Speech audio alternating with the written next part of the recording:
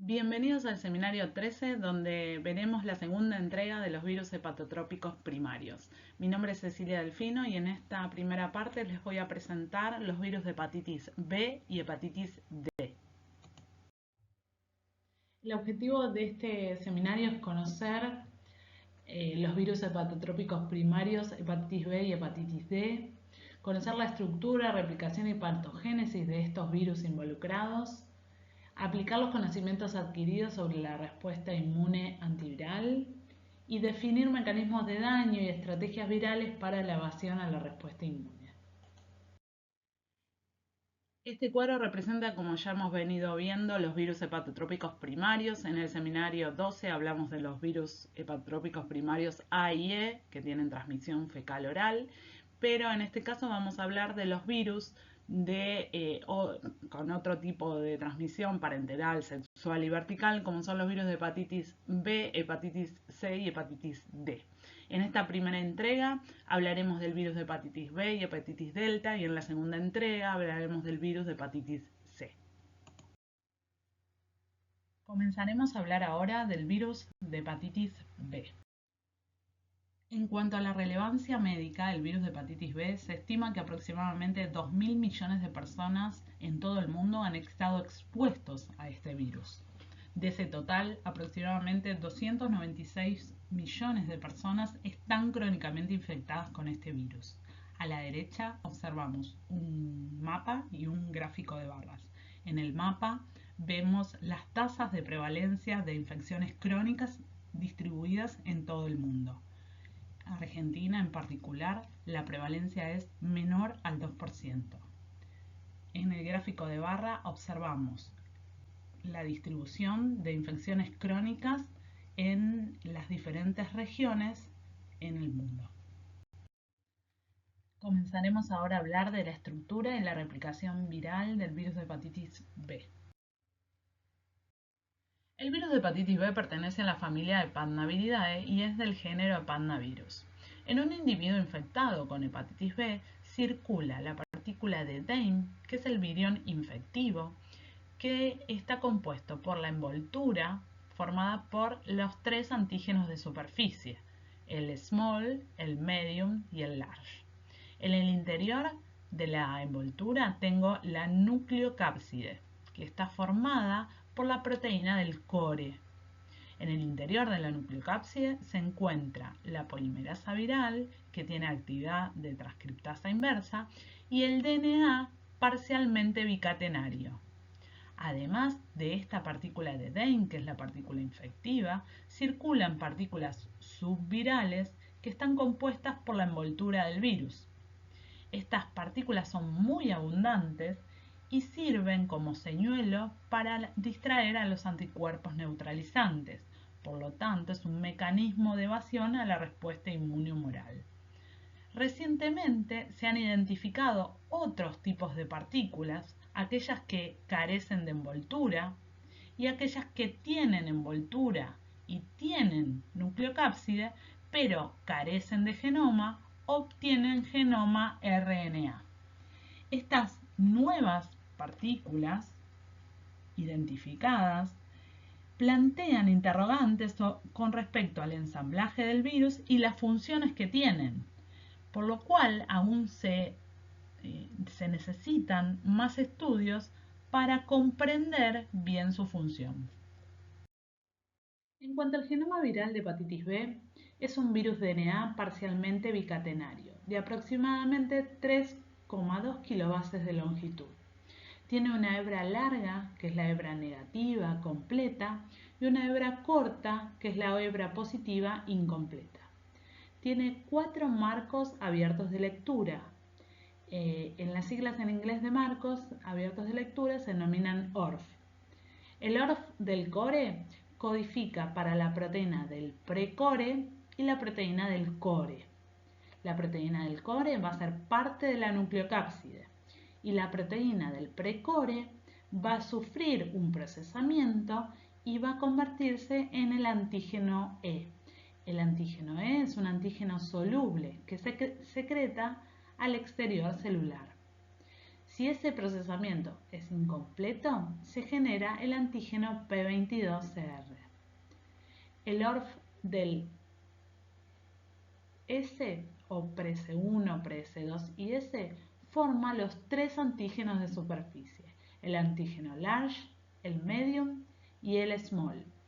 Todos estos antígenos comparten el extremo carboxiterminal, en el cual se encuentra la región hidrofílica principal y el determinante A, que es el principal blanco de anticuerpos neutralizantes.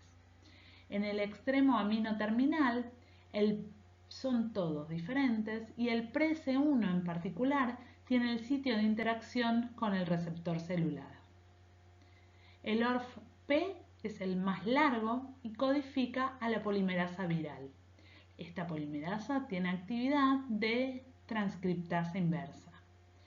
El ORF-X codifica para la proteína X, que es una proteína importante en la oncogénesis viral.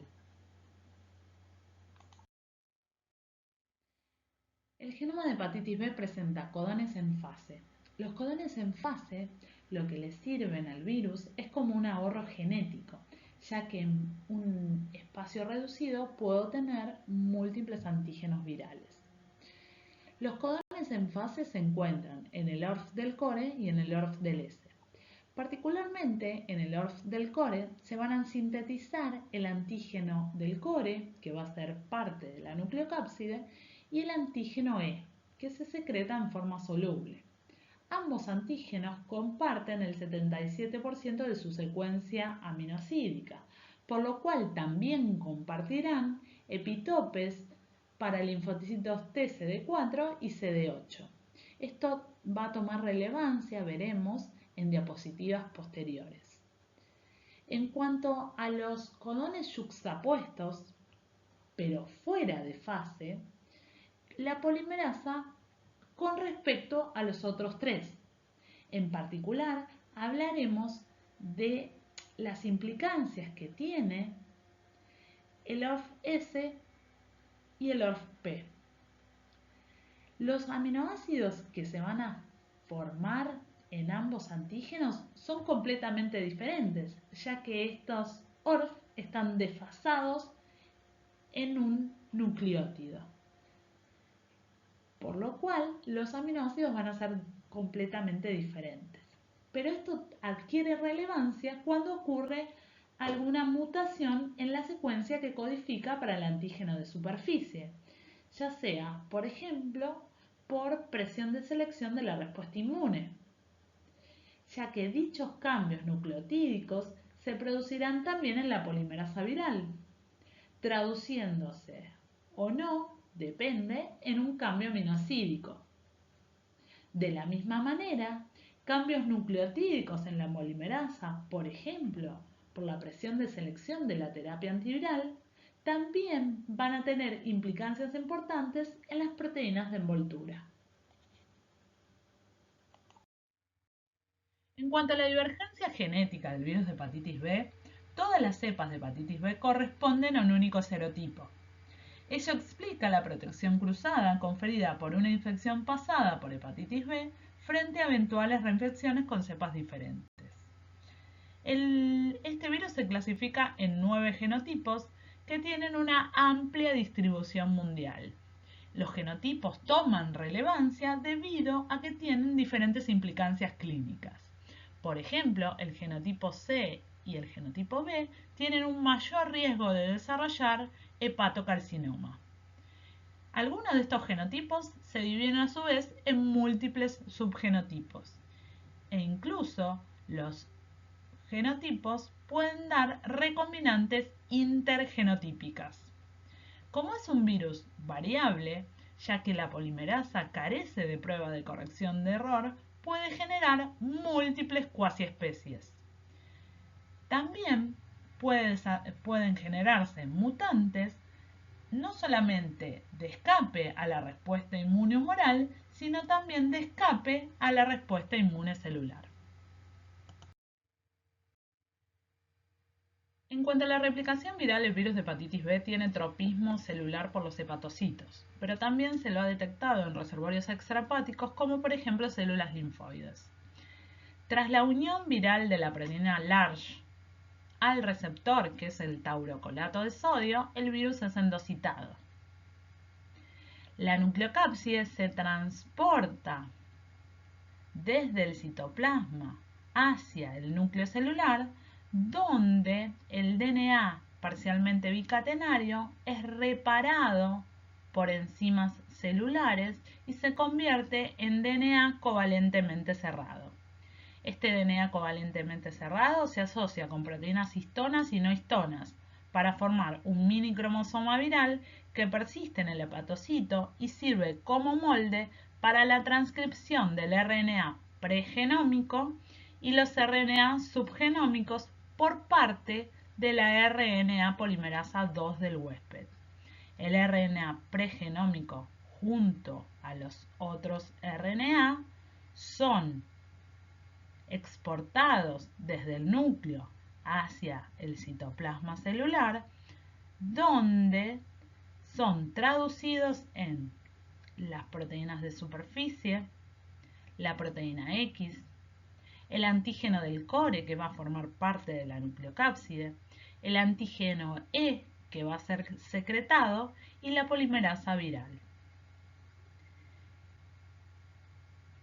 El antígeno del core empaqueta a los transcriptos pregenómicos de RNA y a la polimerasa viral, es la que se encarga de transcribir de manera inversa en DNA parcialmente bicatenario. Este recién empaquetado puede volver a localizarse en el núcleo y reponer la población de DNA covalentemente cerrado o ser exportado a través del retículo endoplásmico y el Golgi y brotar de la célula para infectar otros hepatocitos. Además, ocasionalmente puede integrarse en el genoma celular. Los antivirales actuales tienen como blanco terapéutico a la transcriptasa inversa. La principal vía de transmisión es la exposición percutánea de mucosas a fluidos corporales infectados. El ingreso por vía parenteral se produce especialmente mediante transfusiones de sangre o derivados. Actualmente solo en productos que tienen un control inadecuado, por compartir agujas o jeringas, hemodiálisis, tatuajes, acupuntura o accidentes percutáneos. El virus se transmite por vía sexual y vía vertical. La vía perinatal es la más frecuente, aunque también puede transmitirse por vía intrauterina. Gran parte de los individuos infectados pueden presentar una infección subclínica, seguida de una rápida eliminación viral debido a una respuesta inmune adecuada con la producción de altos títulos de anticuerpos neutralizantes. Por otro lado, una parte de los individuos jóvenes adultos infectados con el virus de hepatitis B desarrolla síntomas.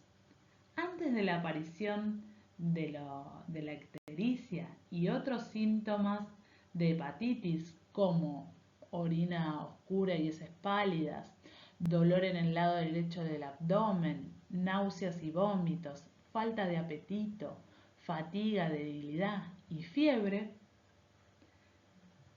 el paciente puede presentar artritis, artralgias, vasculitis, glomerulonefritis y otros trastornos. Todas estas manifestaciones extrahepáticas se producen por el depósito de inmunocomplejos formados por el antígeno de superficie y los anticuerpos antisuperficie, con la participación del sistema del complemento. Estos inmunocomplejos están presentes en el 100% de los pacientes en la etapa aguda, pero perduran más allá de la cuarta semana de la enfermedad solo en aquellos pacientes que desarrollan una infección persistente.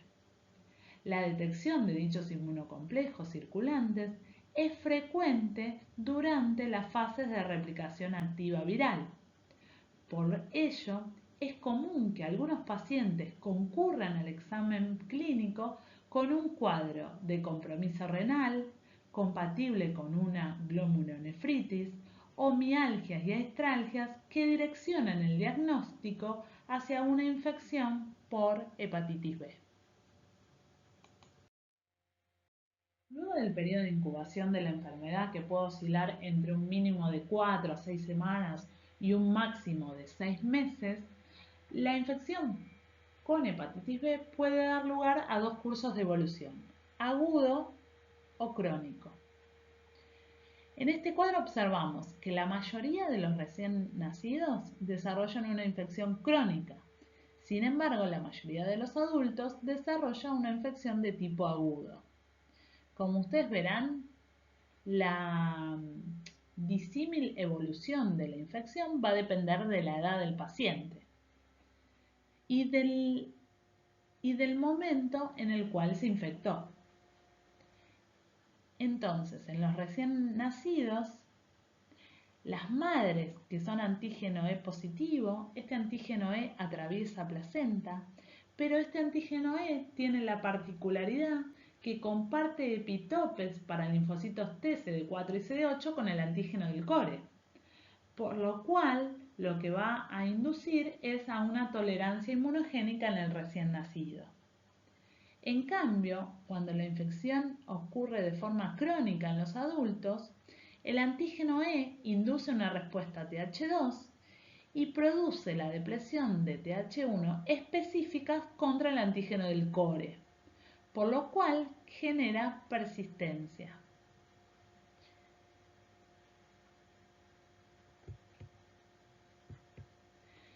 En la infección crónica en adultos, la mayoría de los adultos va a desarrollar una cirrosis compensada en un primer paso y una cirrosis descompensada que puede evolucionar a hepatocarcinoma. Sin embargo, en el virus de hepatitis B, el hepatocarcinoma puede formarse directamente sin pasar por la etapa de cirrosis. Ambos, la cirrosis descompensada como el hepatocarcinoma, puede generar la muerte del individuo si no recibe el trasplante adecuado.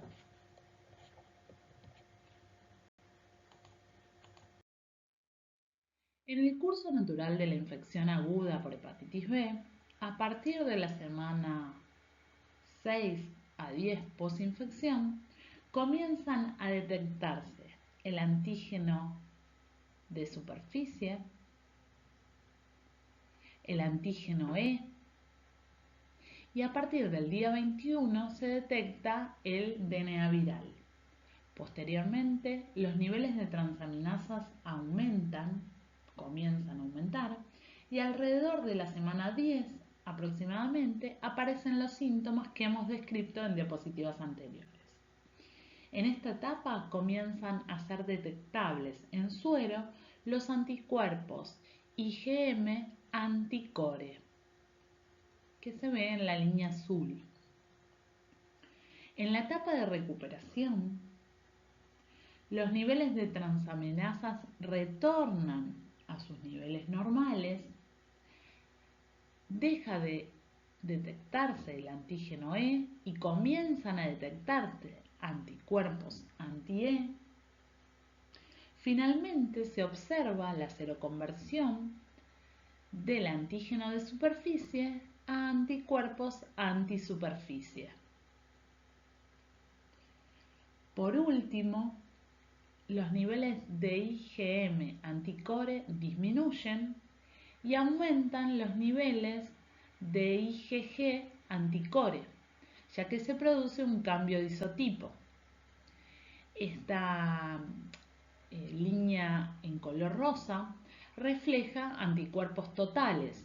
Los anticuerpos totales son anticuerpos IgM e IgG, pero en la etapa de recuperación la mayoría de los anticuerpos anticore van a ser del isotipo IgG. Un punto importante es que en el periodo ventana no se detectan ni antígeno de superficie ni anticuerpos antisuperficie. ¿Por qué aparecen los anticuerpos antisuperficie detectables al final de la infección? No se generan al principio de la infección, sí se generan en el mismo momento que se generan los anticuerpos anticore, con la diferencia que estos anticuerpos van a estar formando inmunocomplejos. ¿Se acuerdan que hemos visto una de las manifestaciones extrahepáticas en diapositivas anteriores? Entonces, el estado de una infección aguda se caracteriza por la presencia importante de necrosis de los hepatocitos como consecuencia de la destrucción de células infectadas por el virus de hepatitis B a través de mecanismos inmunológicos. Esto lo observamos en el desfasaje de las curvas de DNA viral con respecto a las transaminasas hepáticas.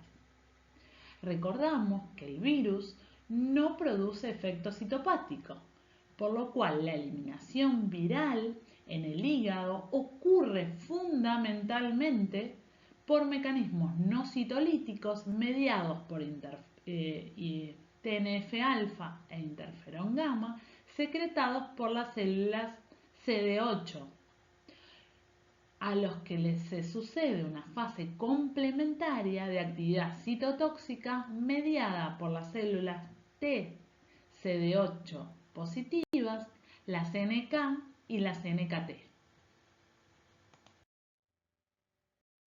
La presencia del antígeno de superficie en suero por más de 6 meses indica la progresión de la infección hacia una forma persistente o crónica. Esto se puede dividir en dos etapas. La etapa en la cual el antígeno E es positiva, que se caracteriza por una elevada carga viral y niveles normales de transaminasas, y culmina con niveles fluctuantes de carga viral, niveles fluctuantes de transaminasas por la eliminación viral por una activa respuesta inmune. En esta etapa se recomienda tratamiento y hay una inflamación activa del hígado.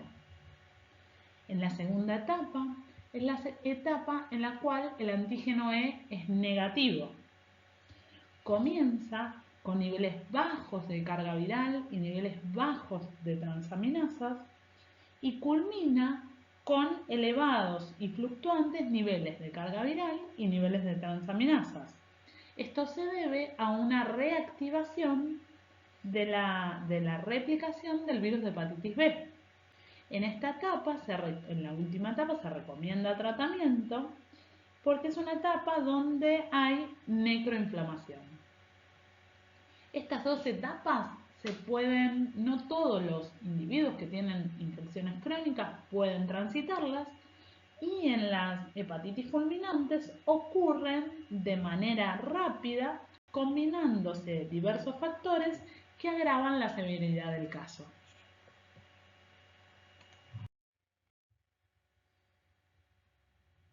Se observa en este gráfico las fases de persistencia y reactivación del virus de hepatitis B. En la columna de la izquierda sombreada reflejan los niveles de replicación del virus de hepatitis B. En la línea sólida roja indica la evolución de la actividad de la replicación viral en las infecciones agudas, crónicas y en las infecciones ocultas. En la línea punteada azul indica la fase hipotética de curación que se lograría con la completa erradicación de los DNA covalentemente cerrados y de la posible integración, o sea, la eliminación del DNA que posiblemente puede haberse integrado en el genoma. Por último, la línea punteada indica reactivación de la replicación, una fase de reactivación. Entonces, ¿qué es la infección oculta? La infección oculta es un curso alternativo de la infección crónica, en la cual se define como la presencia de genoma en hígado o suero con la pérdida de antígeno de superficie detectable en suero. Recuerdan que cuando hablamos de infección crónica dijimos que el antígeno de superficie perdura por más de 6 meses. En este caso, el antígeno de superficie no es detectable. La presencia de DNA covalentemente cerrado en el núcleo del hepatocito, mientras sea competente para la replicación, este puede ser un punto esencial para establecer la infección oculta. No todos los individuos generan una infección oculta, sino aquellos en los cuales el DNA covalentemente cerrado se encuentra en el núcleo del hepatocito persistiendo.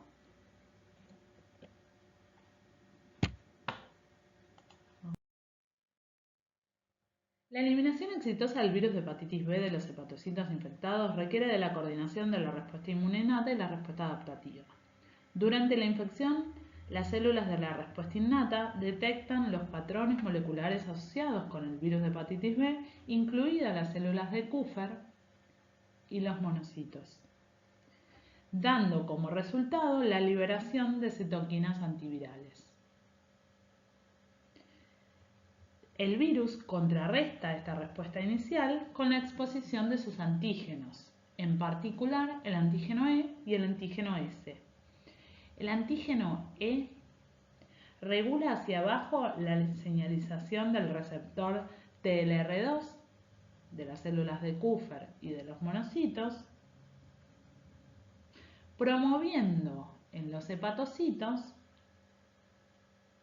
la persistencia viral. Por otro lado, la producción excesiva de partículas subvirales también reduce sustancialmente las respuestas NK, NKT y de macrófagos, con la sobreproducción de interleuquina 10. La eliminación viral y la patogénesis de la enfermedad están vinculadas a la aparición de la respuesta vigorosa de las células T contra todos los antígenos de hepatitis B. Por el contrario, la persistencia viral se asocia con una respuesta de células T específicas para hepatitis B marcadamente disminuida. Los linfocitos T CD8 positivos específicos de hepatitis B se consideran la principal célula efectora inmunitaria que elimina la infección por este virus, pero existen otros mecanismos de eliminación y control que están incluidos la citotoxicidad celular dependiente de anticuerpos y la neutralización intracelular también contribuyen a esta eliminación. En la persistencia lo que se observan son marcadores de agotamiento elevados como PD1. Por lo tanto, la respuesta inmunitaria del huésped dirigida contra hepatitis B requiere de la acción coordinada de la respuesta innata, que hemos visto recién, y la respuesta adaptativa, tanto celular como humoral, para la eliminación viral y el control tanto por métodos citolíticos como no citolíticos. En esta diapositiva observamos posibles mecanismos de disfunción de las células T CD8 positivas específicas para el virus de hepatitis B. En la parte superior observamos cómo los mediadores inmunorreguladores en la tolerancia hepática, los mecanismos de señalización negativa, la desregulación metabólica de las células T y el reconocimiento persistente de antígenos, predominantemente en los hepatocitos infectados por el virus de hepatitis B, da como resultado que las células T CD8 positivas específicas del virus sean disfuncionales y no logren eliminar la infección, generándose persistencia viral. Por otro lado, en la parte inferior de la diapositiva, el reconocimiento de antígenos sistémicos y hepáticos puede desencadenar de forma conjunta respuestas sólidas de TSD8 específicas del virus y dar como resultado la eliminación viral. Observaremos en esta diapositiva el rol de las células de Kupffer en la eliminación y persistencia viral. Por un lado, las células de Kupffer pueden activarse vía TLR4 por los LPS producidos por la biota intestinal en adultos, para promover así la eliminación viral. También pueden expresar CXCL13 de manera dependiente de la edad para facilitar el tráfico de células B y el desarrollo linfoide para dirigir las respuestas inmunitarias contra el virus de hepatitis B. Por otro lado, las células de Kupffer que no han sido expuestas al antígeno materno E pueden sufrir una polarización M1 y promover la eliminación viral. Previamente han de tener que ser expuestas a todos los antígenos de hepatitis B. Por otro lado, aquellas que han sido expuestas al antígeno materno y nuevamente expuestas al antígeno E van a sufrir una polarización tipo 2 que lo que hará va a ser suprimir la respuesta CD8 específicas del virus de hepatitis B y favorecer la persistencia viral.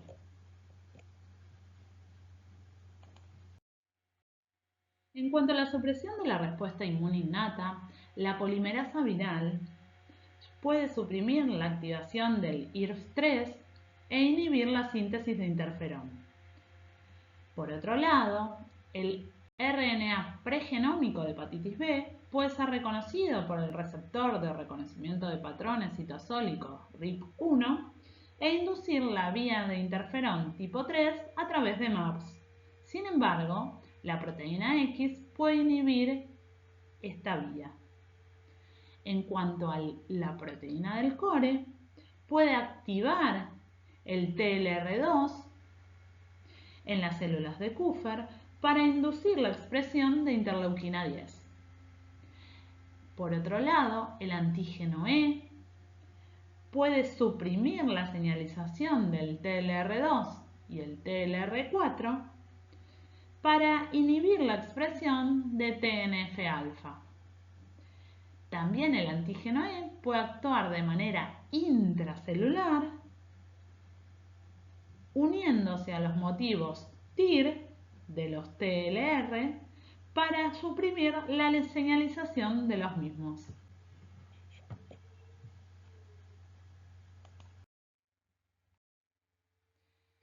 En esta diapositiva observamos los determinantes virales que favorecen a la persistencia.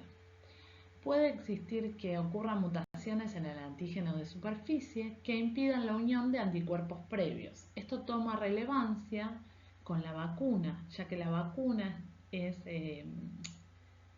tiene como inmunógeno el antígeno de superficie salvaje, por lo cual un antígeno de superficie mutado no va a ser reconocido por los anticuerpos generados por la vacuna.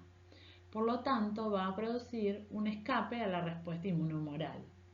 También pueden existir mutaciones en los epitopes para linfocitos T y así evadir la respuesta inmune celular. Por otro lado, también existen mutantes del preCOR sin síntesis del antígeno E por la presencia de un codón de stop prematuro. Estas variantes se denominan E-. El antígeno del core va a formar parte del virión porque el stop que se genera va a ser anterior a la síntesis del antígeno del core, pero estas variantes no van a tener la producción del antígeno E. Hablaremos a partir de esta diapositiva del virus de hepatitis D. En cuanto a la relevancia médica del virus de hepatitis B, la Organización Mundial de la Salud planteó la incertidumbre sobre el alcance real de la infección por este virus en todo el mundo. La verdadera prevalencia de la infección sigue siendo materia de debate, debido a que los ensayos comerciales para la detección de anticuerpos antidelta difieren en sensibilidad y especificidad. 3 recientes revisiones sistémicas han reportado nuevas estimaciones sobre la prevalencia de anticuerpos anti-hepatitis D en la población mundial, con rangos que varían entre 12 y 60 millones de individuos con reactividad para el antígeno de superficie. En el mapa de la derecha observamos la distribución mundial de la infección por el virus de hepatitis D. El virus de hepatitis D no tiene ninguna familia asignada y pertenece al género deltavirus. Es un virus defectuoso ya que utiliza las proteínas de envoltura del virus de hepatitis B para egresar e ingresar a otros hepatocitos. Además, los viriones están conformados en su interior por un ribonúcleo complejo. Este ribonúcleo complejo está compuesto por un genoma, que es RNA sentido negativo, monocatenario, circular y es muy chiquitito, de aproximadamente 1,7 kilobases de longitud. Acompañan al mismo dos isoformas del antígeno delta, la isoforma small y la isoforma large. En una publicación reciente se sugirió que el virus de hepatitis delta podría utilizar la envoltura de otros virus, además del virus de hepatitis B, como por ejemplo la envoltura del virus de hepatitis C y la envoltura del dengue. Este tema aún se encuentra en investigación. En cuanto a la replicación viral, el virus de hepatitis delta ingresa al hepatocito a través del taurocolato de sodio. Recuerden que el virión tiene la envoltura, las proteínas de envoltura del virus de hepatitis B. Esa misma célula va a estar infectada también con el virus de hepatitis B. Una vez que ingresa, se desnuda en el citoplasma y el ribonúcleo complejo se dirige al núcleo. La replicación genómica se produce utilizando la RNA polimerasa 2 del huésped para producir, por un lado, el antigenoma, que es de sentido positivo, que va a contener el único ORF que codifica para los antígenos delta y sirve también como molde para la síntesis de RNA genómico. Los antígenos virales son traducidos en el citoplasma y luego ingresan al núcleo para unirse al RNA genómico y salir exportados hacia el citoplasma. En el citoplasma se transportan a través del retículo endoplásmico y luego por el aparato de Golgi para incorporar las proteínas de envoltura del virus de hepatitis B y brotar del hepatocito. Dos puntos importantes a tener en cuenta. Uno es que la replicación del genoma ocurre en el núcleo. Es una de las excepciones, un virus RNA que replica en el núcleo.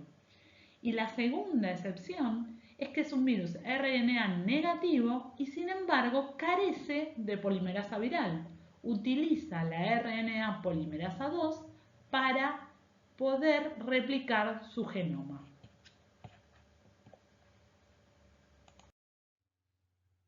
El virus de hepatitis delta comparte las mismas vías de transmisión que el virus de hepatitis B. Sin embargo, la transmisión vertical aún no está corroborada debido a la falta de estudios en embarazadas. Las manifestaciones clínicas también son compartidas por ambos virus. El virus de hepatitis delta puede ingresar al hepatocito en dos eventos, como una coinfección, ingresando en el mismo momento que ingresa a hepatitis B, o como una sobreinfección, ingresando luego del ingreso de hepatitis B. Esto va a depender del tipo de infección que el individuo vaya a desarrollar, debido a que si el individuo presenta un evento de coinfección, el 90% de ellas va a eliminar el virus. Sin embargo, si se produce una sobreinfección, el 90% de los individuos derivará a cronicidad. Esta cronicidad terminará en cirrosis y en hepatocarcinoma. En cuanto a la inmunopatogénesis de hepatitis B, los mecanismos exactos de daño hepático inducido por el virus no se encuentran aún claros. La gravedad del curso clínico está influenciada por varios factores, incluidos factores propios de hepatitis delta, factores asociados a hepatitis B y factores asociados al huésped.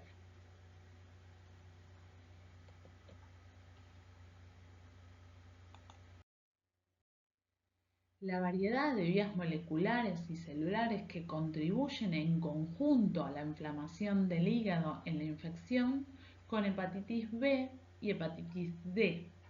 Esto lo que provoca es una cirrosis hepática. Entonces, ¿cuáles son esos mecanismos? En primer lugar, el antígeno LARGE de hepatitis delta puede interactuar con diferentes vías de señalización de manera directa o indirecta, lo que resulta en respuestas de citoquinas amplificadas.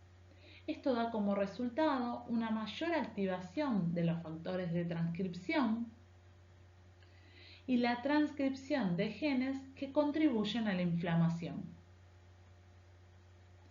En el punto B, el virus de hepatitis D induce las proteínas antivirales inducidas por interferón, incluidas las proteínas involucradas en la presentación de antígenos. En consecuencia, en comparación con la monoinfección por hepatitis B, se presentan más epitopes para hepatitis B en la superficie celular, lo que da como resultado una mayor activación de las células TCD8 positivas específicas para hepatitis B y un reclutamiento general de linfocitos. En el ítem C observamos cómo se detecta un mayor número de células NK y células MAIT en los hígados de los pacientes con hepatitis B y hepatitis delta, así como un mayor número de células TCD8 específicas para el virus de hepatitis D. Describiremos aquí brevemente la evasión a la respuesta inmune innata. Observamos que el virus de hepatitis delta puede ser reconocido por receptores de reconocimiento de patrones en el citosol, pero proteínas de hepatitis B y de hepatitis delta pueden inhibir las vías de señalización. Las vías de señalización inhibidas se exhiben con flechas planas de color rojo y las vías de activación a la respuesta a citoquinas se indican en flechas verdes.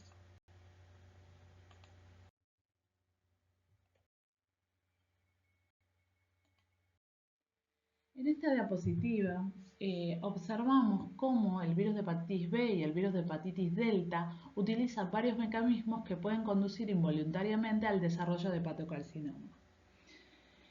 En este punto voy a hacer una aclaración, ya que el virus de hepatitis delta no se considera un virus oncogénico directamente, debido a que el virus de hepatitis D depende del virus de hepatitis B para completar su ciclo de replicación. Pero sí sus antígenos están involucrados en varios mecanismos que contribuyen a la progresión de enfermedad hepática y a aumentar el riesgo de desarrollar hepatocarcinoma celular. Entonces, por un lado tenemos mecanismos indirectos producidos por la inflamación persistente del hígado y el daño por estrés oxidativo mediado por el sistema inmune. en una infección crónica. Por otro lado, tenemos mecanismos directos inducidos por las proteínas virales, como el daño por estrés oxidativo intracelular o la desregulación de las vías de señalización celular. Además, el virus de hepatitis B también utiliza la integración del DNA viral para inducir la inestabilidad del genoma. Lo que puede producir es productos génicos defectuosos o la expresión alterada de oncogenes o genes supresores de tumores. En la figura, nosotros observamos cómo el virus de hepatitis B puede activar 10 marcadores de cáncer utilizando sus proteínas virales, la proteína X, mutantes del la proteína E y el antígeno del core e incluso la integración del genoma.